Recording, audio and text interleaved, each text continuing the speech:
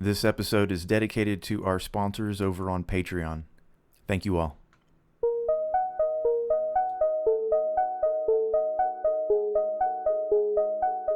Hey Gab, how are you? I'm doing good, Blab. It has been a while. We haven't done this for a while. You and I haven't sat down and had this kind of a recording where we discuss the chapter in close to a month, I think. At least, yeah. But because of the way the internet works and schedules kept and etc., we're still right on schedule. So Good. we're here today to talk about chapter 6, which is called Hunted? Hunted. I think it's just Hunted. Yeah, just Hunted. I know because I looked at the table of contents that not next chapter, but the chapter after this is called Hunting. Ah, okay. See, I haven't looked at anything. I didn't mean to, but I'm it's so like when you see blind words like into that, it's just really hard not to put two and two together, or at least draw some conclusions. I'm now like 100% sure I have not read this book. 100%. Like, I don't know why I thought I had read it. Probably because it's been on my radar. So you think you haven't read it? Oh, I guarantee you I haven't read it. Okay. At this point. Because I think I just listened to our first episode, and I think you did say you read it. I was pretty sure. Yeah. I was pretty sure. I was like 99% sure that I had read this entire trilogy, and now, after second chapter, I was like, that's not ringing any bells either. Nothing sounds familiar. 6 chapters in, and I'm pretty sure I must have been thinking of something else. Not knowing anything, I'm still kind of curious where this is headed. I don't know the answer to that either, other than I hope that it has a happy ending, because it's, never. Maybe it doesn't, though. Somebody was telling me today things that they had heard about the book, and I was like, I haven't looked anything up about it or anything at all. I'm just reading this. No spoilers. It wasn't a spoiler thing. It was like, some people have written like it's like a feminist icon book or something, and I'm like, oh, that's interesting. There's like been one woman in this book so far. I don't think those two things It was something about men warmongering or something like that. I was like, I don't know. Well, I suppose you can read it in any light that you like. Totally. If you can square peg round hole it, you can definitely like bend your ideas to I don't support think an we've argument. gotten to that point. How many books are there do I see in the series? 6? I mean, we're in the first book. Like, who knows? And also, who cares? Well, she probably did if she did it on purpose, right? If Mrs. Le Guin had an agenda in mind, I haven't noticed it yet. Sometimes when I say who cares, it is just a stupid flippant comment that doesn't mean anything. I shouldn't say that because you're right. People do care, and obviously the author cares. Like, that's a silly statement. So, yeah. Well, she obviously wrote a book. I don't know if she had an agenda. If she did, it's very well hidden or disguised. And if she didn't, well, that would make a lot of sense because, you don't have to have an agenda to write stories. Right. Right? Or sometimes to read people just write stories. I think a lot of times people read things with an agenda. I think everybody now has an agenda. Yeah. And so there's a lot of this trying to lay claim to people from the past who are iconic and did important things and say they're one of us. Whereas in reality, maybe they weren't. Maybe they don't want to be part of your fancy little gang. Right. Maybe And sometimes it doesn't just even wanted matter. to write stories. And sometimes it does. But anyway. I don't think it ever matters. But, haven't you picked sides yet, Jill? There's a war going on. I hate picking sides. I never pick sides. I'll tell you right now, I'm registered NP. No party affiliation. That's not even a joke. That's also because Gab doesn't party, you guys. Gab, no party. Yeah, I'm not a partier. I'm a solo partier, No. I guess. I like to party in small groups, not large groups. Puff, puff, give. But, I don't know. Whatever.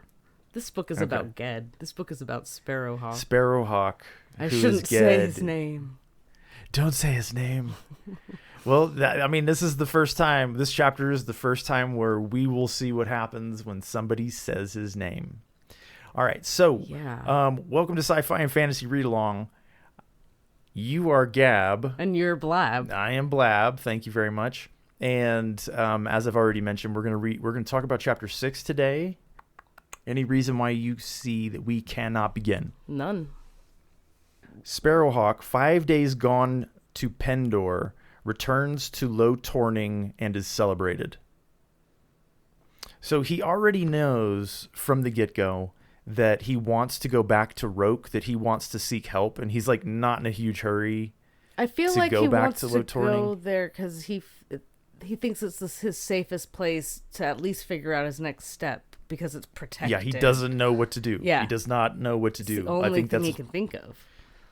Right, and I don't blame him whatsoever. Mm-mm. But then I have to wonder, like, why did he leave? Well, he left because I can't remember his name right now, but the new head, the Archmage, Genscher, told him he had to go, right? Oh, I think he didn't tell him he had to go. He asked him if he would go, and he said, yeah, he would go. Sparrowhawk said, yes, he would go. And I think after he's been out of Roke, he might have gotten a taste of it and been like, oh, this is serious. I don't really like this being hunted thing. So he's like trying to get back to Roke to get some help, right? At least some information, not die. Help, information, and just safety. Just because of all the spells and everything. Protecting. Hey, I don't blame him whatsoever. No. I would probably do the exact same thing. I would certainly seek aid. When you know nothing, you want to go to a comfortable space. Pardon me, can you help me? Yeah, who would he ask for help? I mean, these fishermen, what are they going to do? They want him to stay and hang out. Of course they do. They've already I like created that one a song. Of them questioned him. They did. They did. Oh, yeah, and then the older villager was like, if a wizard said something, he said it. Leave it at that. You don't need to question him. It's kind of amazing. They're a very trusting group of people, but obviously if a wizard breaks his word, they're not going to trust wizards anymore. But apparently that hasn't happened because they're still pretty trusting. I'm going to assume that old guy who shut down the younger villager... Maybe he's just might be saying one of the few people in the village who's had dealings with a wizard before. Maybe, sure. So he knows kind of what he's talking about. It's like if a wizard says what he says, just believe him and trust him. And whether it's because he actually believes wizards or to keep the peace, whatever. Like, society must survive. I don't think it was whether or not they say the truth. It was worded very interestingly.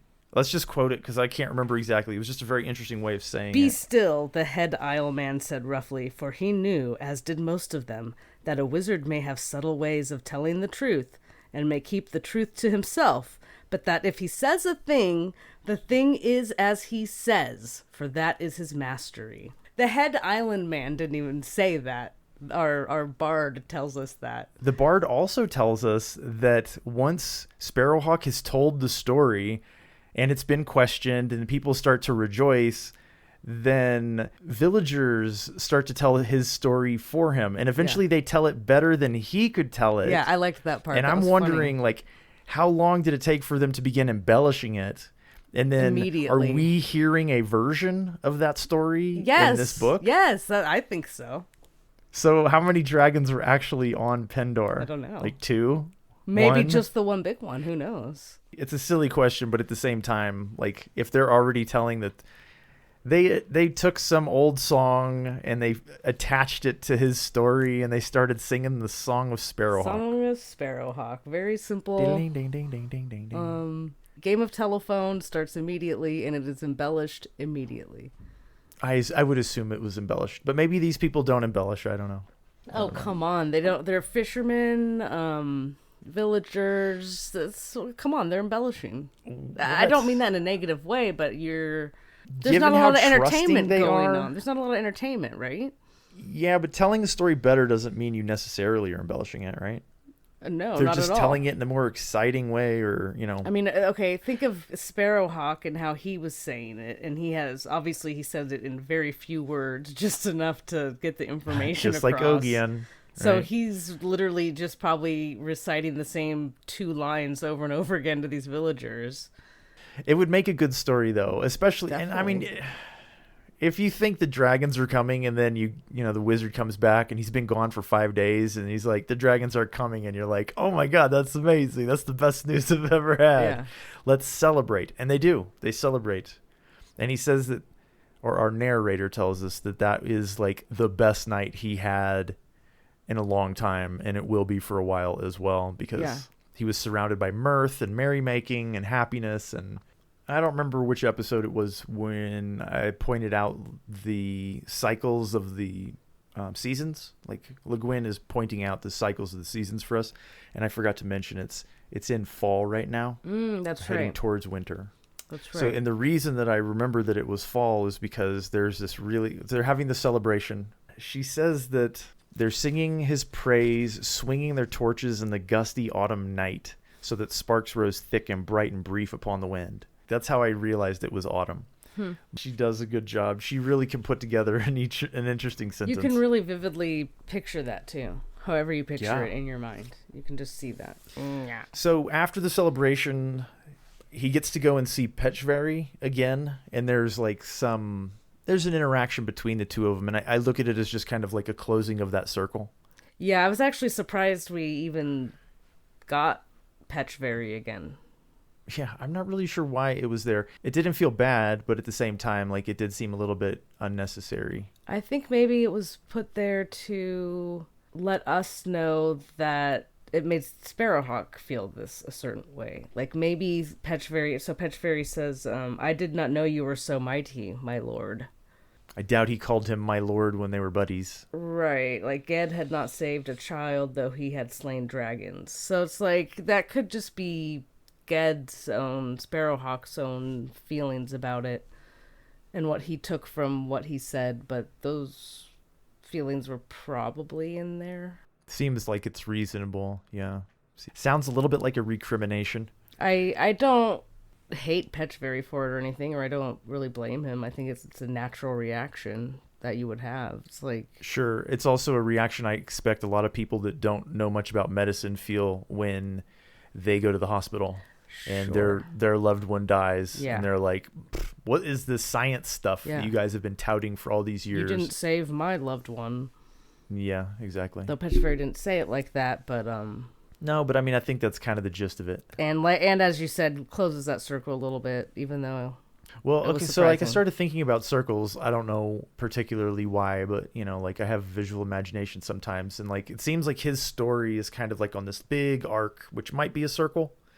And every time he encounters somebody, there's the opportunity to go in a circle. And like, she's pretty artful in her storytelling, as I have said in the past. And I have a feeling, like, it seemed to me that their relationship, Petchvari's relationship with Sparrowhawk, was kind of this natural thing. It felt really organic and like it would really happen or could really happen. Mm-hmm.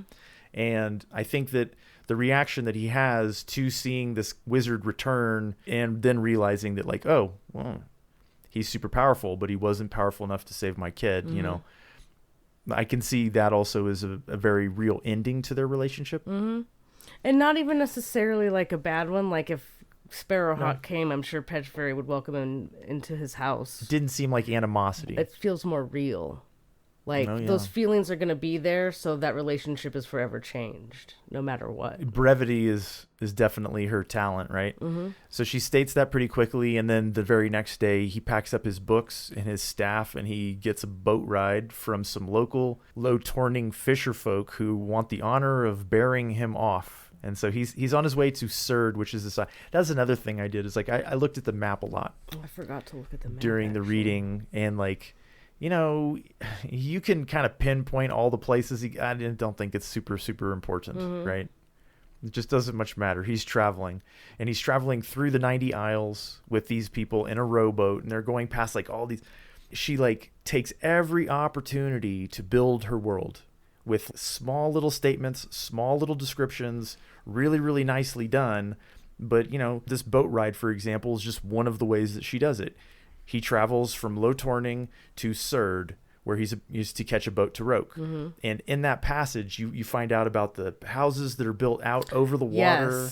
Yes. You know, very the way cool. that they yell to each other and tell the stories like, oh, the dragon's not coming. They just yell from boat to boat, and like word passes that way. And it's amazing, but it's tiny details that she's adding as we travel to the town of Surd, where he gets deposited and then starts looking for a boat. Yeah, that kind of felt like you could be on some sort of like water ride. All these little characters, Pirates of the Caribbean or something. Yeah. Yeah, and this guy's just rowing him around. Look who's in our boat, y'all. Yeah. Check it out. It's Sparrowhawk. Yeah, that's Sparrowhawk. I know. And all the villagers. And yeah, it'd be great. But yeah, I was totally imagining what those houses look like. And it was a trip that took a couple of days. A couple days and one paragraph, or a couple paragraphs. Yeah, no, it is super quick, but it actually added to the world, which was really, really nice. Like, it added to my vision of the world, which I always appreciate visual details. All right, so in Surd, it's really easy for him to get passage on a ship. You know, he doesn't have to pay. He just says who he is, and they're like, absolutely, be an honor, sir. We'll take my boat, and we're going to go to Roke. Yeah, to have a wizard on board, I mean. And well, they know who he is, too. He's Sparrowhawk, you know. It's like his fame has preceded him, and absolutely they'll take him. Very, very happy to do so. But immediately on the boat, like, the wind is pushing against them. Like, from all directions. From the minute they try to sail to Roke, they're screwed. Thwarted, essentially. Yeah, thwarted. That's a better word than screwed.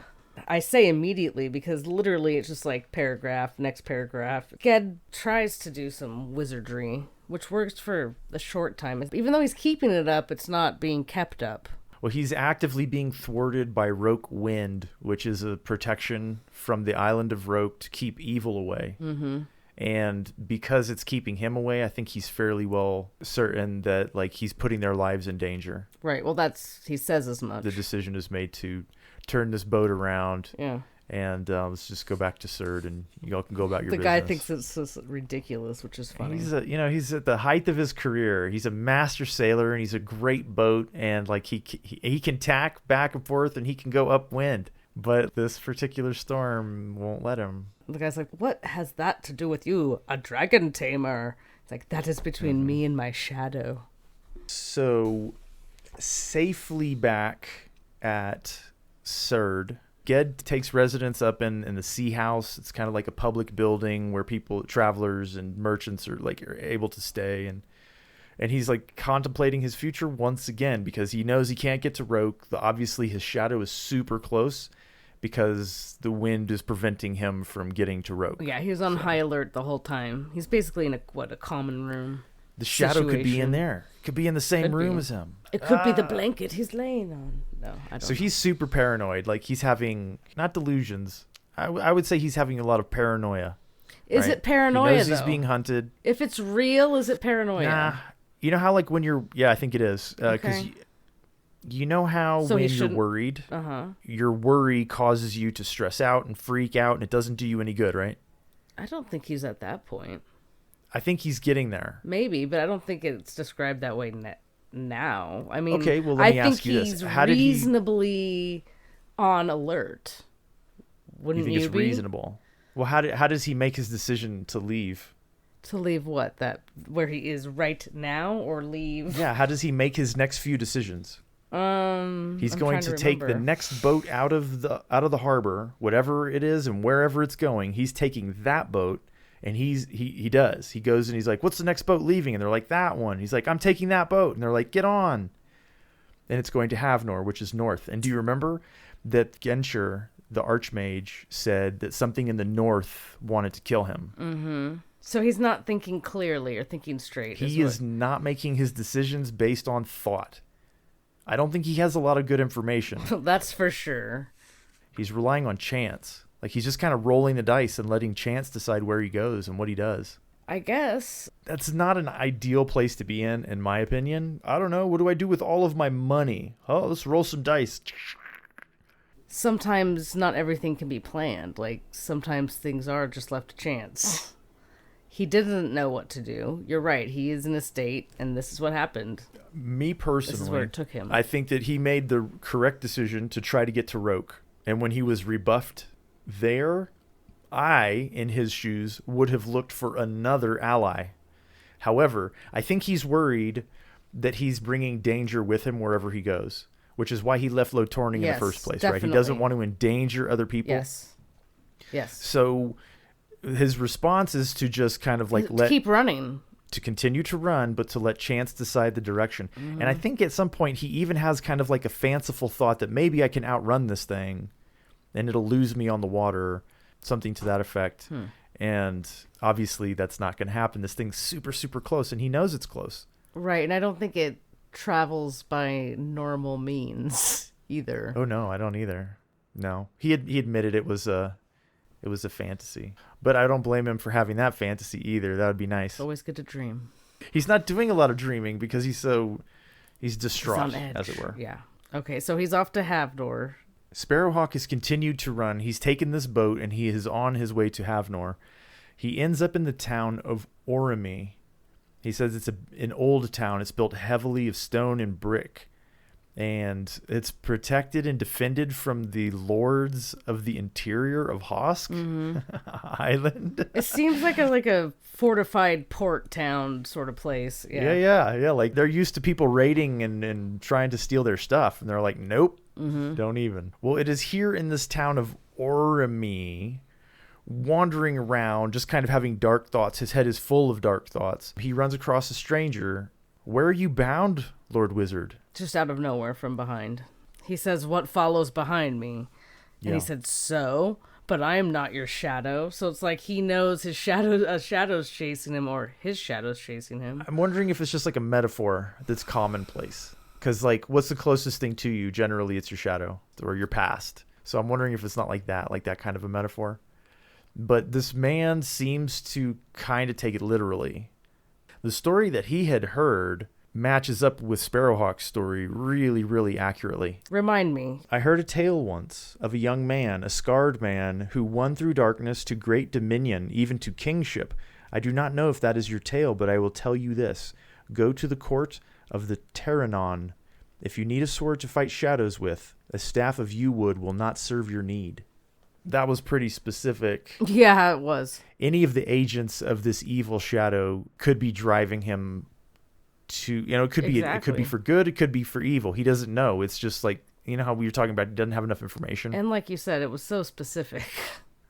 It was really specific. Yeah. He looked at this guy and he knew that he wasn't a Gebeth. He knew that he wasn't being controlled by the shadow by the end of their conversation.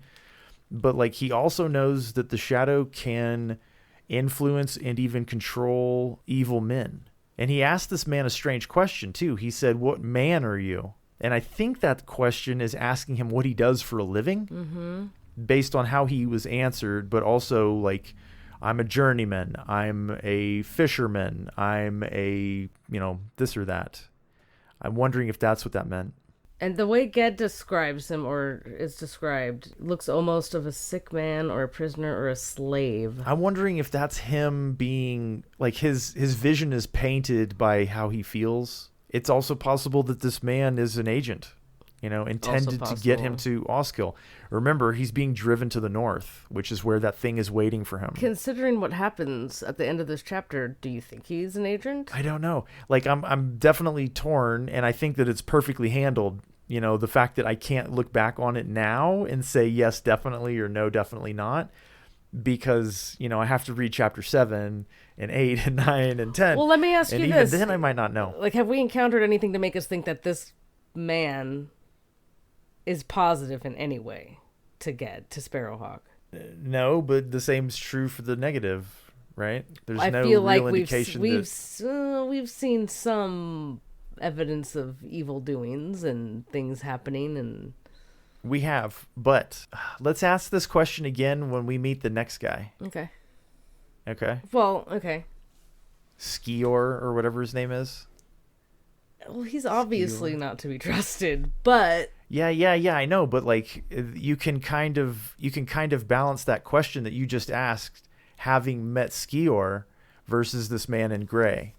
I feel like Sparrowhawk is having a hard time seeing clearly at this point. And like, everything that he's encountered, like, he said that everybody in this village looked kind of blank faced, and like, it was his own mind that was painting him. He kind of felt, like, it felt oppressive to him with the stone walls and the buildings. And then like, he doesn't trust himself when he sees Skior's face change.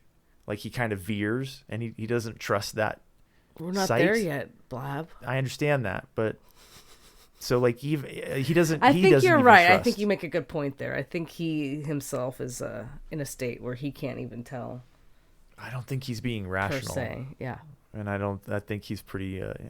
He's being driven onward, as it were. He goes to Oskill. She said that really nicely as well. She said that like, Ged went in sudden decision.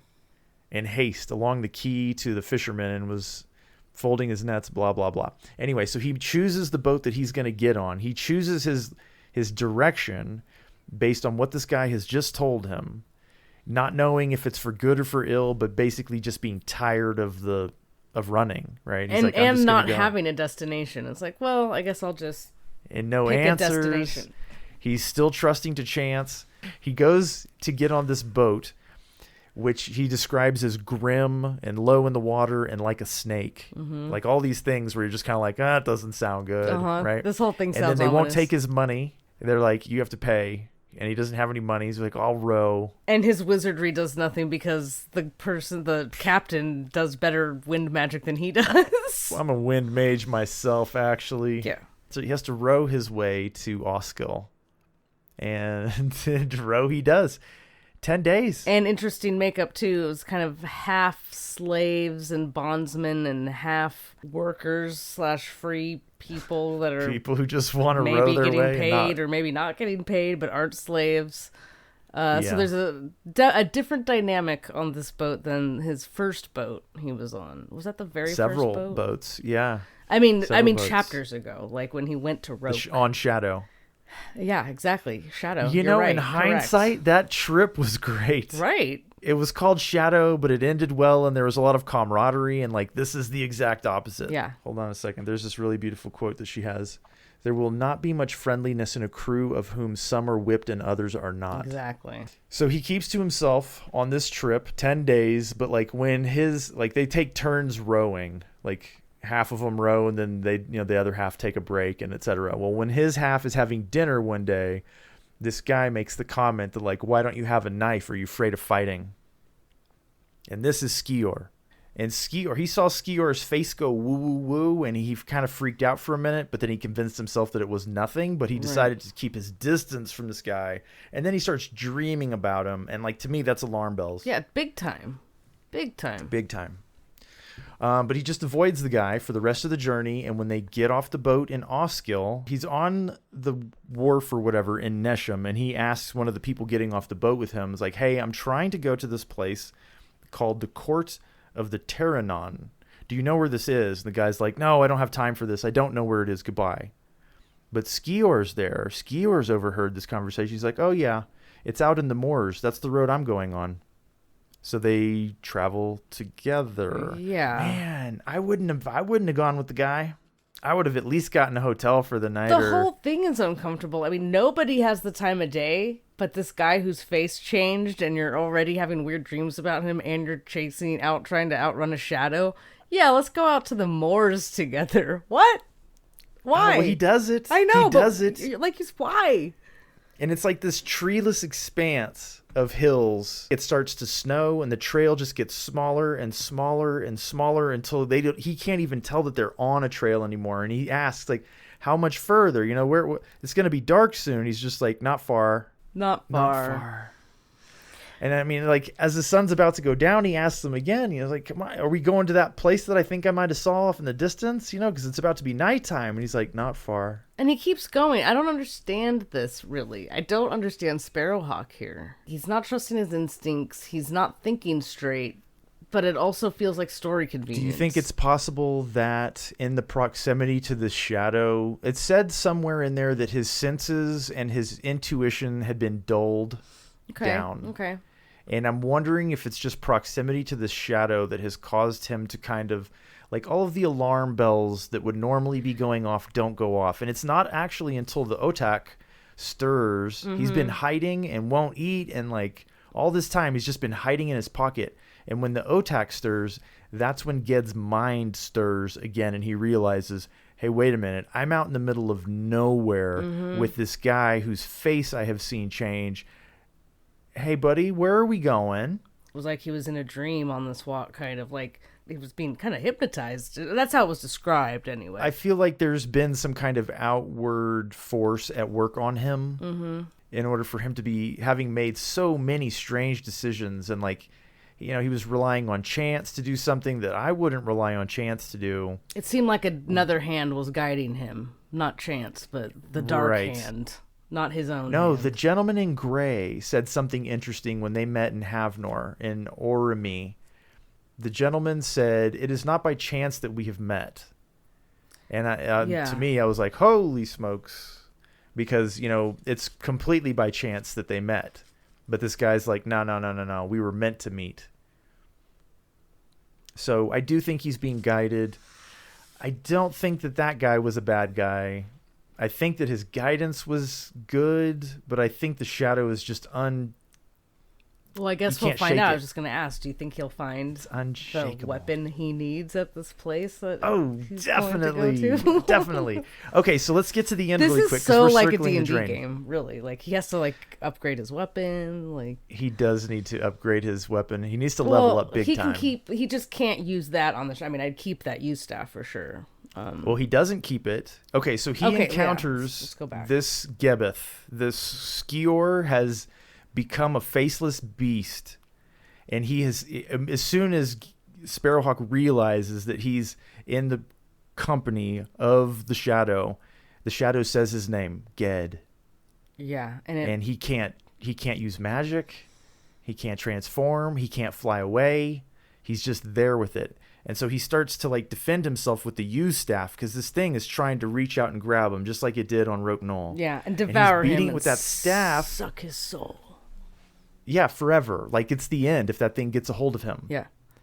And his staff burns. His staff catches fire and he drops it and he runs. It was the only thing he could do. It was the smartest thing for him to do.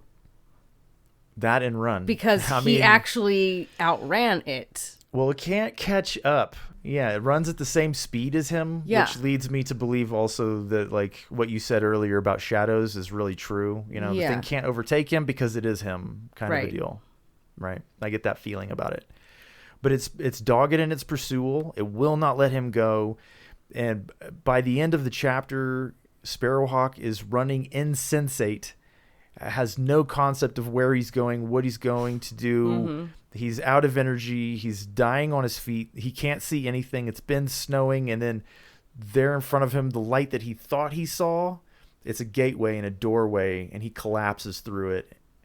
Right as the shadow's grabbing at his cloak or whatever. Claws. Excuse me. So importantly, as he was falling, he was caught. It doesn't seem like the Gibbeth got him, or the shadow, or whatever it was. Mm-hmm. And he's out cold, he's done. And that's the end of the chapter. Right. Someone said, come. Or at least that's what he heard. Almost like the chance thing worked out. I'm not sure. It seems like it might have. It seems like it might have worked. Well, was the shadow just leading him in this direction? And if so... Okay, so the chapter's called Hunted. Uh-huh. And at some point he said, or the narrator said, that he had realized that he had been being driven north. Right? He'd been driven wherever he was going. Mm-hmm. And because Genscher, the Archmage, had said that something in the north is waiting for you, yeah, I do think that the shadow is driving him north. And it may be that the helping hand is also driving him north because the help is in the north too. Right. That's my hope. Yeah. That's my hope. But I don't know. This either. is the worst kind of cliffhanger, in my opinion, because I didn't look at the next page. I would never not read the next chapter immediately. Do you know what I mean? In this case, I'm going to turn the page just to see what the chapter's called. Okay. What's it called? The Hawk's Flight. Okay, well, he's Sparrowhawk, so I assume he gets away. Sure. Well, I kind of Somehow assume he got away at the end of this chapter, but we don't know what he got away to. It's so hard to speculate on specific things in this book. Me asking you, absolutely. What do you think this weapon will be? We have no idea what this weapon, if it even would be considered a weapon, will be. Well, the man in gray said it was a sword. Oh, did he? Okay. Well, there you go. He said there was a sword. There, go to the court of Terranon, and they can get you a sword or something like that. I wonder if they did swordsmanship on Roke. Couldn't tell you. Couldn't tell you. He may have to take some more lessons. He no longer has a staff, so it's just him and the Otak and his books at this point. What does that mean for his magic? I assume he can get another staff. I assume so too. Wait, was that the Was that the staff he got from Rogue, or that was the staff he got from his witch aunt? I right? think it was his staff. Was that his witch aunt staff? Remember when on. he left she originally? She gave him... Yeah. I don't know if it was no, it was just like a crude kind of like walking stick staff thing, I think.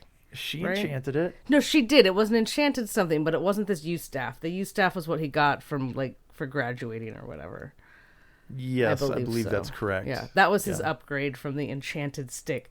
So now he doesn't have his yew staff. Now he's got to get his enchanted sword or something.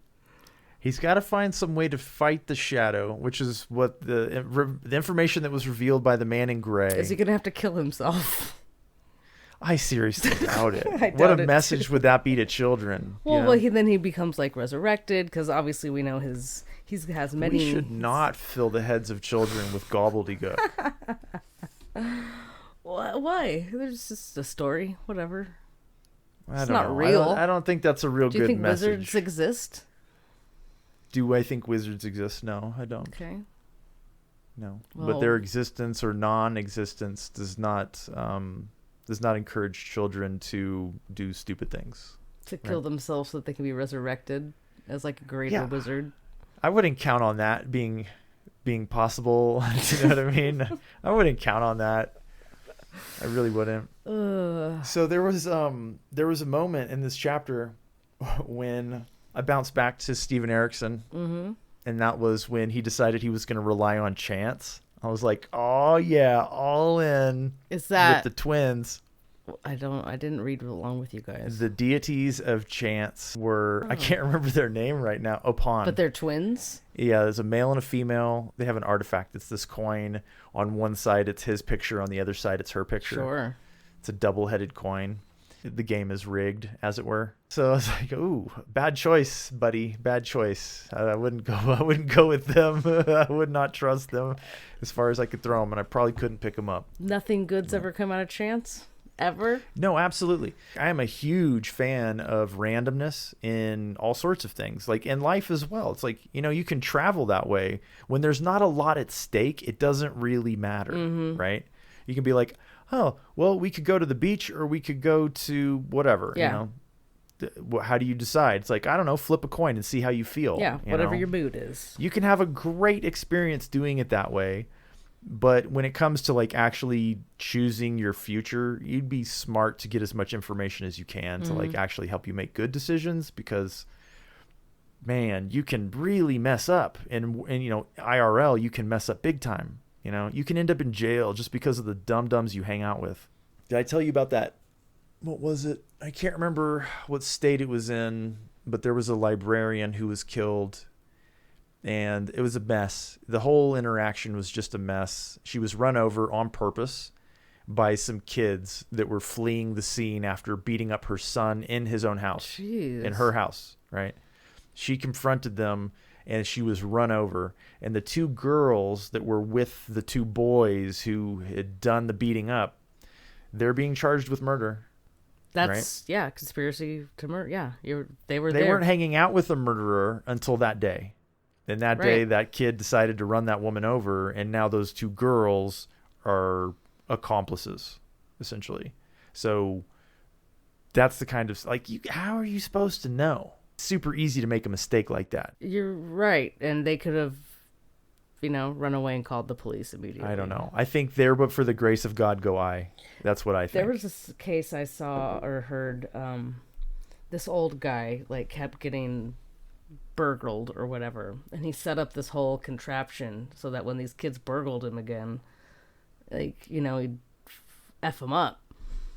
And he did. I can't remember all the details, but like a couple of them died, I think. And the upshot is the other two that were like with the group that were also part of the burglary crew that didn't die are the ones being charged with murder, because it's like, because it's conspiracy and part of a burglary. Like, they don't F around with that stuff. It's like, had they not all been part of that, they wouldn't have died. It doesn't sound like there's much of an upshot. Well, no one likes a home invader. Yeah. All right, I'm going to go through my notes, what little noting I took. Yeah, talk to me, because I have none. I feel like we discussed the heck out of what was there. It was a really good chapter, though. I really enjoyed it. I wonder where Ogian is. He thought of Ogian in this chapter. I wonder if it's Ogian. Hey, that was part of his fantasy when he was like, maybe I can go and see Ogian. Maybe I can outrun this thing and it'll lose me. Like he had those thoughts together. So maybe this is Ogian that he's maybe. I think he was having a fantasy of like not having a problem, right? He was like just fantasizing Well, but he outran the shadow, did he not? He ran the shadow. He knew that thing was going to become a shadow, even if he didn't pay attention to that. Did he outrun Could it have been a premonition? I do think for the time being, he outran it. He could wake up dead, except for there's 4 more chapters. Exactly. And we already know I don't know. I find it hard to believe this would be his only book of tales. The fact that there's already a tale of Sparrowhawk or whatever. Actually, that could be his most famous thing, and that's it. You think? We all know who he is because of the Song of Sparrow. Wait, let me go to the very beginning now again. I don't think that was the one. I don't think so either. The Tale of Ged or something. Let's look. Deed of Ged. So we have that still. We do still have that. One of the things that I really, really like about this chapter in particular is the illumination that we're getting about the rules that govern the shadow. Like what? Well, how it can summon people. It can, just by its proximity to him, it's gaining in strength. And at some point, it's going to have the strength where it can just possess an evil person, take them over, and drive them. Can't it? I would think it could already do that. We didn't know this. This is us being told this is one of the things that it can do. It can possess a body, a person. An evil person. It could also possess a good person, which would also... Why not? It was very specific. It said that it could take control of evil people. It's like they've made the choice to be evil. So maybe by being good, you actually are defended from evil, right? Okay. Because if you're an evil person like the Skior guy, yeah, who was like, why don't you have a knife? Are you a oath breaker? Are you afraid of a fight? He's open to the darkness, so to speak. He's kind of a piece of, what? Yeah. It seemed like it, just from the few words that he said. Well, it turns out he was evil. Was that the shadow kind of talking, or was that him talking? I don't think it was the shadow talking. I think that was Didn't his face around change the time, at that point? It was around that time when his face changed. So maybe that's when the shadow came in.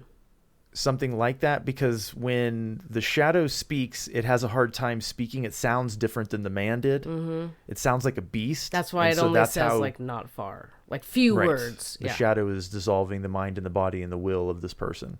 And eventually there's nothing left, which is why when he opened his hood up or pulled back his hood, there was no face.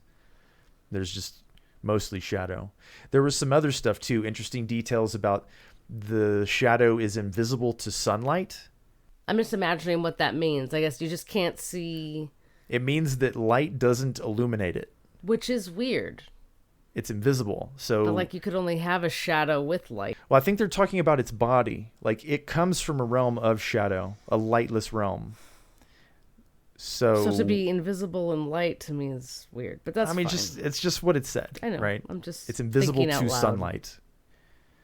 And these are all new pieces of information. These are new details, stuff that we didn't know. And it's building a more and more terrifying world. In fact, there was another Sabriel moment that I had in there.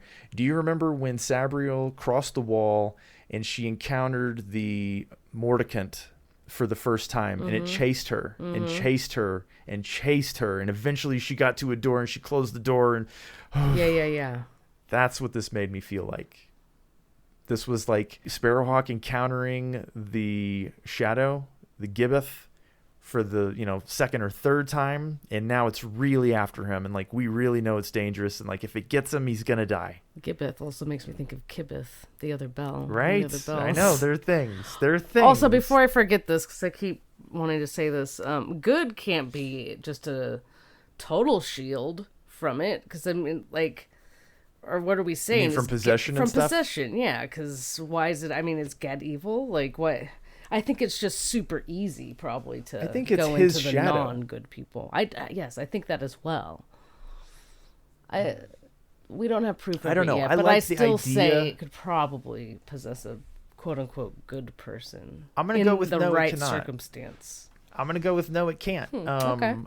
because like it makes sense. Like if you choose a life of evil, or if you were just an evil person where you don't really care about what other people think and feel, I feel like you are more open to the power of a more evil creature. Whereas if you're good, your will would fight. What if you're in a situation where your will is diminished? What if you're like sick or unconscious or something like that? Could the shadow get in that way? I don't know. This isn't Twin Peaks, thank God. Two different opinions. We may find out, we may not. I think the rules are as they have been laid out by the authoress.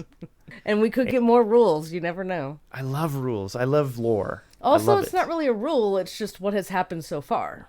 It was what was said. It's what the bard is telling us. Right. The bard, the voice, whatever, said that evil people on the path could be used by this thing. And I think that's kind of appropriate, you know? One of the players in our group is a cleric, and he summons creatures. Mm-hmm. And I was thinking about it one day, and I was like, he summons evil creatures all the time, but he's a good cleric. Uh-huh. And I'm like, that doesn't make sense. Yeah. It makes no sense. If you're summoning evil creatures, that's an evil act. Mm-hmm. And then I read the spell, and sure enough, like summoning an evil creature is an evil act. It's stated in the book. I could have told you that. Well, I think it's similar, though. Like, I think that this is an evil creature who can only use other evil creatures. Or I think in D&D, it makes your character evil over time, right? Like, if you're playing that way. They don't really... The DM has to do that kind of stuff. Well, I'm just saying, you could totally do that. You just start punishing I would just take away his power. You summon an evil creature, like, I warn you. You do it again, I warn you again. You do it a third time, I take away your power. Maybe even take away the power the second time. Because there are good creatures that you can summon, right? Sure. Now, conversely... Or just neutral. The alternate is very, very possible. Like, an evil creature should be able to summon good creatures to do evil. Because that's an evil act, right? Sure. So, maybe an evil creature can possess a good person to do evil because that is an evil act, right? So that's how I would play devil's advocate to my stance. Yeah, they would be doing it against their will, whereas maybe an evil person would also be doing it against their will, but... It does kind of not as erode hard. And dissolve the person. Yeah. And, for a minute, I wanted to feel bad for this guy, because he's been possessed and, you know. Yeah, he was consumed seemed like from the fuel. beginning, so I didn't really care. He did. He seemed like fodder, so I was cool with it. Yeah. Well, I'm glad he's dead. I hate to say it, but he seemed like a villain. He acted like a villain. Not that it matters. Did they describe him as a bondsman, or he must have been, because the slaves stayed on the ship, the free people left. So he was dismissed. Yeah, he was just working and employed or whatever. I wonder if he had a family, children who he's trying to. Yeah, he certainly could have. He certainly could have. That doesn't make him a good guy. No, and that family might be better off without him. Could be. She can. Shack up with the other dude who's been eyeing her down the street or something, or who she's been eyeing. Or whatever. Any more notes? I feel like we I don't covered think so. It all. Yeah, I feel like we probably missed some pretty important stuff. You think so? We've been on the bench for a month, I haven't been thinking about this book, and I'm ready to get back into it, but at the same time, I'm a little rusty. We may have, but again, I kind of... It was a pretty straightforward chapter. All right, well, let's wind it down. So this episode will be... Hold on. When's our next step? Let me think real quick. And this will be June 18th that this one comes out. So we'll be back for the June 27th episode, which will be Chapter 7, which is titled what now? The Hawk's Flight. And flight, of course, means escape as well as flying. Of course. But we also know that he can turn into things and fly, too. That's right. So could something have to look a double forward to. meaning. And this, of course, was a huge cliffhanger of an episode. So I'm actually going to go and read it right now, just because I need to know. I need to know what happened to Sparrowhawk, because I'm actually kind of getting to like the guy. I don't really love him or hate him. He's a wizard. He's starting to become a person that I really like. And whereas in the beginning he was kind of like a snotty kid that was a little bit of a bully, well, now I don't see any of those traits or qualities anymore. And I feel like he's going to come out the other side. He hasn't had a this. chance to do anything. Like, he's literally been just running from this thing. I think he could have handled Low Torning much worse than he did. You're right. He made friends there. We just didn't get into all the details. He could have stayed there until the Shadow showed up and killed them, some of them. Probably it would have taken over some of those. Them. Yeah. Yep. He could have, just run away. He could have handled that much worse than he did. Definitely. So yeah, it was a heroic action to go and not just run, but deal with his business and then run. A little bit of honor, a little bit of dignity, and yes, doing the right thing. Yeah. And so, I'm going to go and read the chapter. We'll be back in 9 days. We'll see you on the 27th of June. Bye, everyone. Bye, Gab. Bye, Blab.